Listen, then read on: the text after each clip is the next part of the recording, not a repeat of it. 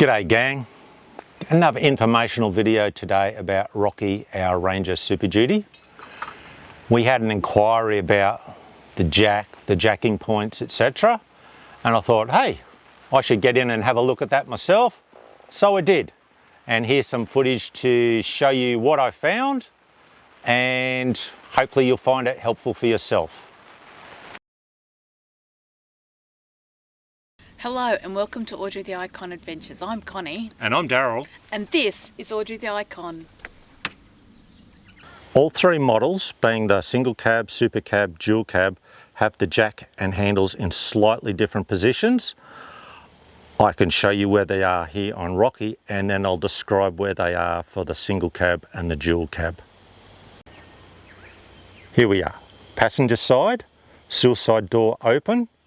I've cleared some of our gear out of the way. In here you'll see this plastic cover. Turn that 90 degrees anti-clockwise, lift it up a bit, pull it towards you, out it comes. In there you can see the jack secured by this thumb bolt. We're going to undo that, pop it out, and then we can show you where the rest of the tools are. Okay, so with the jack out, you'll now see this foam piece down here, and it'll be a little bit hard to see maybe. Right down just here, there's another metal piece that we need.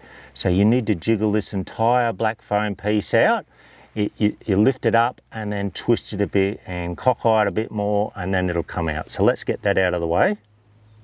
Now you can see down here in the shadow, this grey carpety bag, that's got the handles in it. And to get that out takes a little bit of oomph.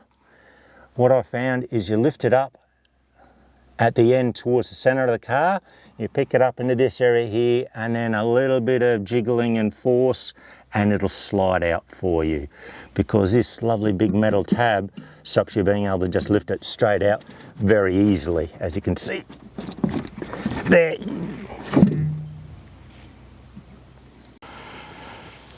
Now let's pretend that we've got a single cab. Well, to get the handles out on the single cab, you have to tip the passenger seat the whole way forward, and then that would expose the back wall. Down here on the back wall is where you're going to find your little bag of tools.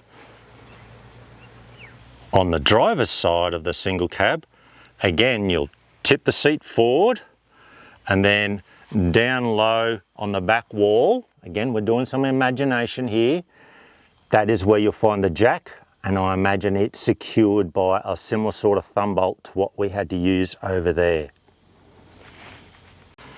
If you've got a dual cab, slightly different process to the single cab or super cab for where you're locating your tools.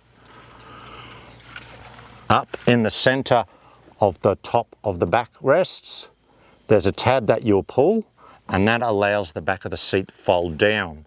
When that folds down, then it's similar to the single cab. Down in this area here, you'll find the jack, and it'll have that thumb bolt, and that gives you access to what you need there. Following on with the dual cab, you'll have the back of the seat back up out of the way, and then for the lower seat cushion, down in the middle above the tunnel, there's a little tag that you can pull, and that lets the seat cushion fold up, and then you're going to have access to the handles, etc., that are again in a storage tub similar to what we've got here in Rocky. That brief description will help you find all the jack components, whether it be a single cab, super cab or dual cab. And I imagine you'll all end up with something very similar to what we have here. I'm going to pop the metal piece out of our chunk of foam there on the left, and I'll also unpack the bag of tools to give you a better look again.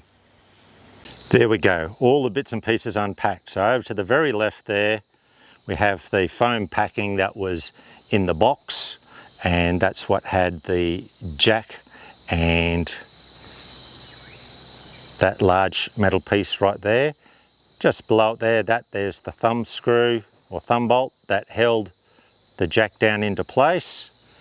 And then to the right of that, we have all our various pieces of the jack handle, including this little black plastic piece here that you don't necessarily want to misplace. And that all come out of the bag here. Let's have a look at how this all goes together, shall we? The jack is just the typical scissor jack that you've seen in new cars for donkey's years, albeit in a heavier duty version to be able to deal with the significantly higher weights that it could be expected to lift. So I've moved the jack, that extra metal piece that was in the end of the foam packing, and the thumb bolt all off to the side here, because now there's a little bit of assembly required. Let's see how we go at showing this to you. This piece here, Ford Motor Company, unfortunately made where it was made for that particular piece. You'll see in the base that the hole is not in the center, it is offset. I'm talking about the one near the bottom of it. Just roll the jack over. You'll see here that there's a hole and it too is off center. On like so, and the holes line up. Take thumb bolt, goes right through, and we can do it up. That's going to help, seeing that we're quite a bit higher off the ground than a standard Ranger. Only do it up firm and it still rattles around a bit. It's in the correct location. You'll see the groove in the top here. That's going to help locate the jack, especially for when you're under the axle tube. And the handle on the left hand side here, that just all folded out. It's got a nice big hex drive there for your 21mm wheel nuts. Then we've got these 4 extensions.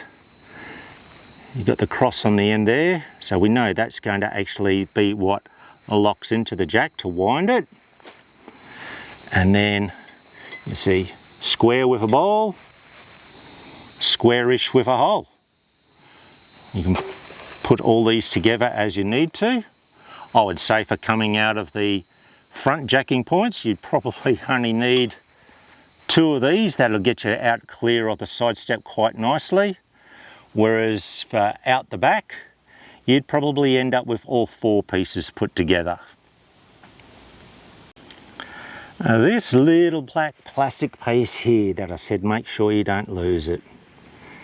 You see it's got a bit of a curve in it and it's nice square moulding. Just grab one of these extensions and it'll just slot in there, albeit a little bit loose. At the same time, that's the tool that we're going to use to get the hubcap off. We happen to be looking at the left front wheel here. Now to get these hubcaps off, if you look just past my fingernail there, you see that there's a slot that's cut in. And there's another one of those 180 degrees across. So hopefully, however you end up stopped on the side of the road or the track where you've deemed that you need to change this particular wheel, you'll be able to access one of those slots. And you remember our little black piece with the curve in it that we put into one of the extensions? Here you go. It just hooks in there easily. A little bit of force. And a jiggle. Hubcap off. Just in case you're interested, 4 lots of metal clips holding it. Now you can see our 8 very dirty wheel studs, because yes, we have been out in the mud having a play at various times during our ownership thus far of Rocky. Being that these wheel nuts here are meant to be done up damn tight, they give you a decent size lever to be able to undo it. I personally like to put it so that I'm going to be pushing towards the ground rather than pulling up away from the ground to undo a wheel nut. Then I can put my measly little 90 odd kilos against it, and down it came quite easily. To tighten the wheel nuts, I put it on and I'm pushing down, and even one hand I can get it. There's a lot of leverage there, so you don't have to go crazy ugga-dugga style on it. And then the pattern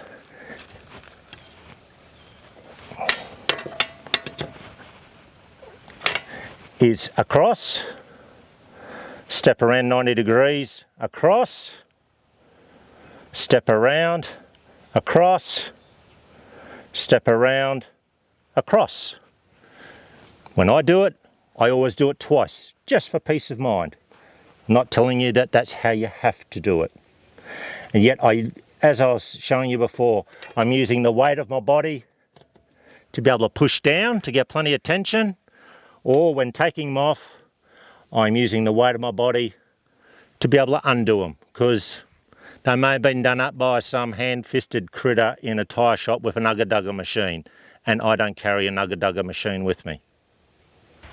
Putting the hubcaps back on is pretty easy. You got these 4 spring clips in here. You can align this however you want. 2 good hits, 3rd for good luck. There it is, nice and solid. Let's get in and look at the rear jacking points first. I crawled under here before to have a little bit of a look to see if there's any sort of marking on the axle tube, and there's not. What you will see is the brake line running along the axle tube, and that little white clip, and just below it on the left hand side there happens to be a number 1. That there is the approximate area that they talk about using as the jacking point for on the rear end. And I'll just pan over here, and you can see there right in the middle of the screen there's another white clip holding a brake line. Again, same spot from the driver's side. And that's the rear jacking points. Let's look at the left front jacking point, shall we? Okay, for perspective, there's the mud flap behind the left front wheel, and then you side step and you come down and under. Just there, that's the fuel filter. All right, we come back, got the chassis there, and just here there's a round hole in the chassis. We come back a little bit further just for a little bit more perspective. There's a body mounting bolt just there. Back to the round hole. That there is what they're calling the jacking point for the left front. Now it's the same on the right hand side, or the driver's side, just no fuel filter hanging down. And you go over there and you'll see that round hole in the bottom of the chassis again, so you'll know that this here is where they expect you to put the factory jack to get the front wheels off the ground. I've placed the jack as per the manual underneath the passenger side front. And I know it's a little hard to see here, so I'll zoom in here for you. In the top of this, you may remember there was like a cross-shaped indentation in it to help locate on the axle tube. I can only imagine it also helps to locate a little bit here on the chassis.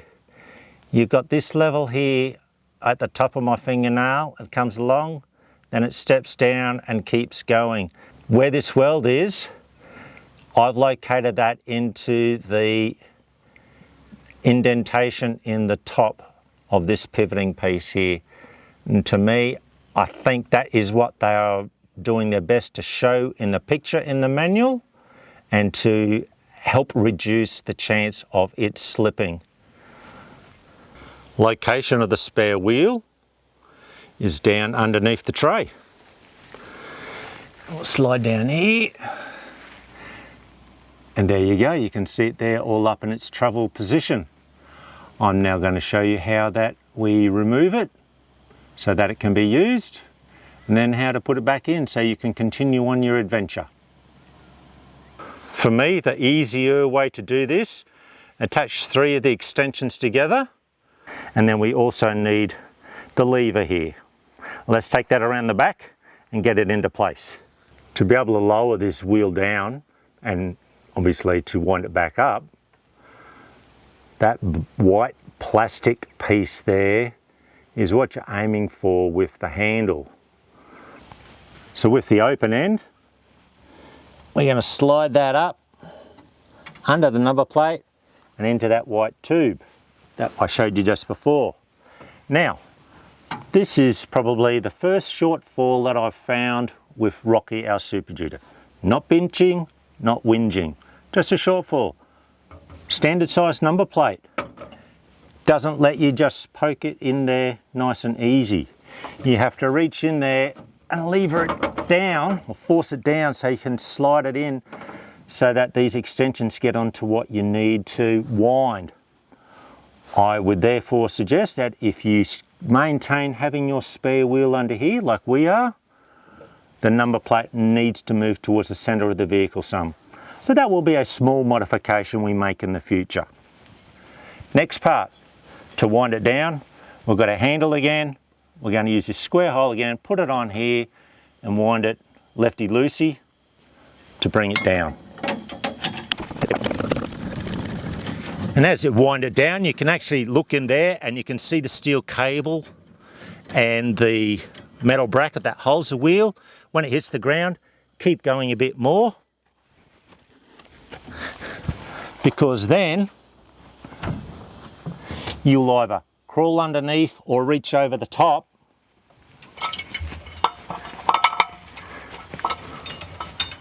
so that you can jiggle that piece out of the middle of the wheel and lift it out of the way. That now lets us be able to get the wheel. We've got the flat tyre back underneath now. It's time to get it up out of the way so we can continue on our journey. So for me, I am able to reach through this way. Others, you may find that you've got to lay on the ground to reach under to do this. Again, you're getting that metal bracket, feeding it down in the middle so it's the whole way in. And when you pull it up a little bit, you're making sure that it catches on the inside of the centre of the wheel properly. And now we're going to go righty-tighty or clockwise. I'm just about at the top now. Bit of creaking there, it's getting tight. 1 click, 2 click, 3 click. As per the manual, that's what they suggest. Take that off, grab the whole thing, jiggle it out. Spare wheel, flat tyre, whatever it might be, back in location, ready for more adventure. I've learned a couple of things just by putting this footage together that is hopefully helping you understand the jack and the jacking points, etc. for a Ranger Super Duty. I said a little earlier that when you're using the lever here, you've got the square hole there that locates one of these extensions, and that it was sometimes tricky to get at the ball. Well, lo and behold, if I thought about it a little bit more, if you put it so that the ball is longitudinal in the lever as opposed to where I had it originally being like that, put it in this way, it's easy to put in, squeeze the ball, slides in. Now look at that. A little awkward one-handed here. Can reach in easily, squeeze the ball, extension out. So there we go. It's always good to do something and learn from it. So that's a little trick that I learned, is placing that ball so it runs longitudinally in the handle. Now some of you may have already known that and gone, Daryl, you dummy. Well, hey, I don't ever use the scissor jack. I have a Dave jack that I use for my car and trailer, and not everybody else has a Dave jack. So I needed to learn how to use the scissor jack again, and that was a good little trick for me to learn today. So with the job done, all you got to do now is just disassemble the top off of the scissor jack itself, pack everything away. Make sure you don't lose that little black plastic piece, because that just makes life easy for you. It means you don't have to go digging for another tool or whatever to get your hubcaps off. Yeah, get it all packed up, all put back in where it belongs, and there you go. That's how we use a standard jack on the Ranger Super Duty. And if there's something else that you think I missed, hey, give us a yell in the comments below, because I'm always happy to learn something new. A word of warning, the wheel and tyre combination on our Super Duty, as in the factory setup, it's 45 kilos. So just be aware of that if you're planning on picking it up or putting it down. If you're a middle-aged guy like me, that's starting to get hard. And I know that there's some guys out there that own these that are old enough to be my dad, and they then really seriously becomes a two-person lift. Just something to think about. If you're thinking about just grabbing it and giving it the old bounce off the knee to get it up onto the back of your canopy and land it on those 3 studs, I'd love to see some footage of you doing that, and I imagine it'd be quite entertaining. Anyway, it won't be us. We will keep using the standard position underneath the tray. And for our second spare, I actually take the tailboard off and put it down like a ramp, like you'd use to get a motorbike in, and I just roll the second spare up the ramp, and that way I can get it up and into position. And that might help you with getting on and off the back of your canopy as well, especially if you go a shorter style canopy as opposed to full length. Okay gang, hopefully what I've just shown you is a little bit helpful. I know that I learnt a couple of little things just while I was doing that. Now all the information I found in the manual that came with the car.